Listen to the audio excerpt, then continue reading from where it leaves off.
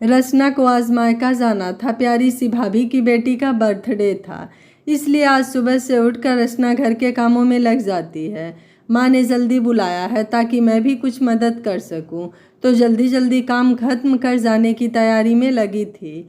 पास बैठी सासू माँ और मेरी ननद दोनों बस काम करते देख रही थी। मदद तो उन्हें कुछ करनी थी नहीं। मदद के नाम पर कभी कभार शाम का चाय बना लिया करती, जो उन दोनों के हिसाब से घर का बहुत बड़ा काम था। जिस बात का डर था आखिर वही हुआ। दोनों ने मिलकर ताना मार ही दिया। आज तो भाभी को मायके जाना है, तो देखो ना माँ, काम भी कितनी जल्दी खत्म हो गया, वरना रोज तो इतना धीरे धीरे काम करती हैं जिसका कहना नहीं। सुनकर बुरा तो बहुत लगा, लेकिन यह दोनों तो वही चाहती हैं, मेरा मूड खराब करना। लेकिन आज के दिन कौन अपना मूड खराब करता है। उन दोनों की बातों को इग्नोर करते हुए जल्दी से तैयार होकर मायके के लिए रवाना हो जाती। मायका पास ही था तो जाने का झंझट नहीं, ऑटो लिया और निकल पड़ी। निकलने से पहले सासू माँ और अपनी ननद रिया को यह कहकर जाती हैं कि वे लोग भी शाम को जल्दी पार्टी शुरू होने से पहले आ जाए। रचना की शादी राजीव से 2 साल पहले ही हुई है। घर में सासू माँ, ननद रिया, ससुर जी, एक छोटा सा देवर रंजन, कुल मिलाकर 5 से 6 लोग हैं। लेकिन सासू माँ के कारण घर में हमेशा अशांति बनी रहती है।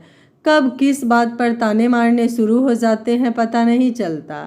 अपने मायके पहुंचकर रचना अपनी भतीजी की बर्थडे की सारी तैयारियां करने में जुट जाती है। माँ की तबीयत थोड़ी खराब रहती है, इसलिए सारा काम भाभी के कंधे पर आ गया। मायके में भी माँ, भाई, भाभी और एक प्यारी सी भतीजी है। शाम को केक काटने से पहले सासू माँ, रिया, रंजन और मेरे पति राजीव एक साथ पहुंच जाते हैं। उनके अलावा और भी बहुत सारे गेस्ट आए हुए थे। सब ने मिलकर केक कटवा कर उसे बधाइयाँ और गिफ्ट देते हैं।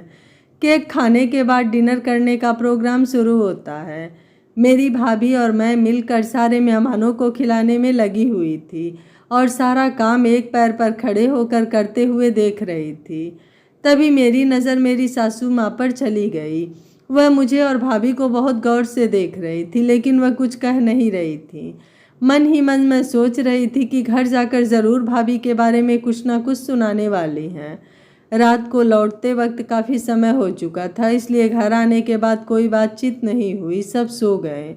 लेकिन दूसरे दिन दोपहर के खाने में जब राजीव जी, रंजन जी, रिया और सासू माँ, ससुर जी एक ही टेबल पर खाना खाने बैठी, तब सासू माँ के तानों का बाण निकलना शुरू हुआ। जैसा मैंने सोचा था वैसा ही हुआ। देखो रचना के मायके वाले अपनी बहू पर कितना जुल्म करते हैं। इसकी माँ खुद अपनी बहू पर जुल्म ढा रही है और ससुराल आकर उनकी बेटी हम लोगों के सिर पर नाचती रहती। हे भाग्यवान, अब क्या हुआ? तुम किसकी बातें कर रही हो? बहू कब तुम्हारे सर पर नाचती रहती है? ससुर जी से रहा नहीं गया, क्योंकि वह बहुत भले इंसान हैं। सासू माँ का जस्ट उल्टा, उन्हें किसी की बुराई सुनना और ना करना पसंद है। अरे आप तो कल गए ही नहीं थे। रचना की बेचारी भाभी की बात कर रही हूँ। एक पैर पर खड़ी होकर दौड़ दौड़ कर सारा काम संभाल रही थी।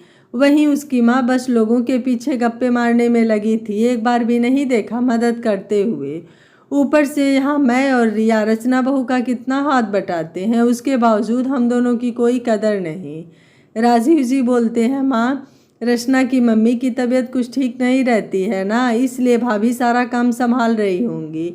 रचना सारी बातें रसोई में सुन रही थी। अरे कोई तबीयत खराब नहीं होगी, उनकी यह सब बहानेबाजी है अपनी बहू से काम निकलवाने की।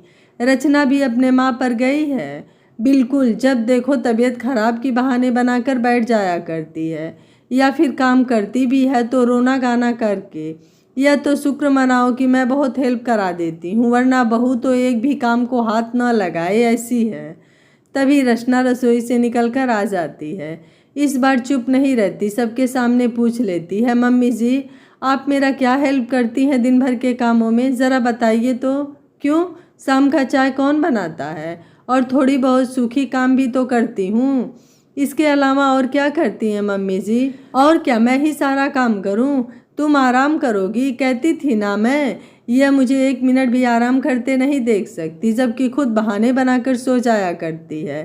प्लीज़ मम्मी जी, आपको काम करने का मन हो तब कर देना, और नहीं करना हो तो मत करना। मैं सारा काम खुद कर लूँगी। लेकिन थोड़ा सा हेल्प करके इतने बड़े लंबे चौड़े ताने सुनना मुझे अच्छा नहीं लगता। मानती हूँ मेरी मम्मी काम नहीं कर पाती, लेकिन भाभी को कभी ताने भी नहीं मारती। आज के बाद आप कुछ काम मत करना, लेकिन ताने भी मत मारना, बस प्यार से बातें कर लेना। बहू भी प्यार से बात करने की हकदार होती है मम्मी जी। देखा राजीव, तुम्हारी पत्नी कैसे मुझे जवाब दे रही है आप लोगों के सामने। हे भगवान, कैसा युग आ गया है। लेकिन सभी लोग माँ के बारे में जानते थे कि माँ ऐसी ही हैं, चलते फिरते सबको ताने मारते रहती हैं। कोई कुछ रचना को नहीं बोला, उल्टा ससुर जी उन्हें ही डांटते हैं कि यहाँ पर भी आप ही गलत हो। अपनी बहू को ताने मारने की जगह उसकी थोड़ी सी बड़ाई कर दिया करो, वही उसकी सबसे बड़ी मदद होगी। बहू तो इतना बर्दाश्त कर जाती है तुम्हारे ताने, कोई और होती तो शायद तुम्हारे साथ ही न रहना चाहती, कब का अलग हो जाती, जैसे आजकल की बहू बेटियां रहना चाहती हैं। और हाँ, बहू आप लोगों के सर पर नहीं नाचती, आप दोनों बहू के सर पर नाचती हैं। श्रीमती जी, कभी तो यह सोच लिया करो कि आपकी बहू भी किसी की बेटी है। आपने अपनी बेटी को कभी सिखाया कि भाभी की मदद करनी चाहिए, भाभी से कुछ सीखना चाहिए। कल को आप उसे भी ससुराल भेजेंगी तो क्या यही सीख संस्कार देकर भेजेंगी?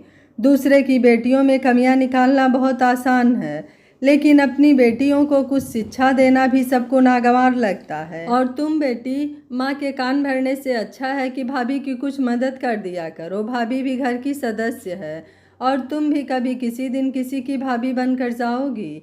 आज के बाद मैं इस घर में बहू की बुराई नहीं सुनना चाहता हूँ, और सब लोग अपने हिसाब से काम बांट लो। घर के काम मिलजुल कर सबको करना चाहिए।